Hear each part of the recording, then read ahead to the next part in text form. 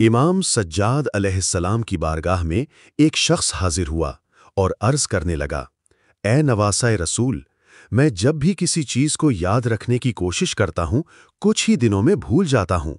کیا یہ دماغ کی کمزوری ہے یا میرا وہم؟ براہ کرم اس کا کوئی علاج ارشاد فرمائیں۔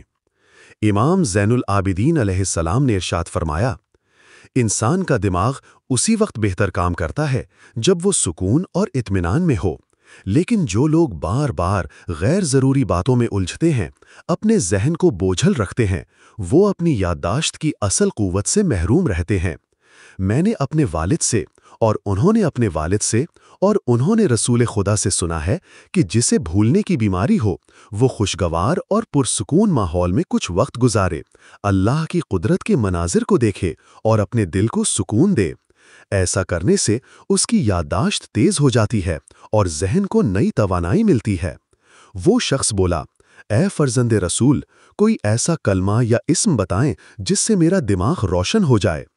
امام سجاد علیہ السلام نے فرمایا، جب بھی کھانا کھاؤ یا پانی پیو، اس پر 3 مرتبہ یا علیم یا رحمان پڑھا کرو اور پھر یہ دعا مانگا کرو، اے اللہ، میرے ذہن کو قوت عطا فرما تاکہ میں بھولنے کی بیماری سے محفوظ رہوں اور اپنی زندگی کے درست فیصلے کر سکوں۔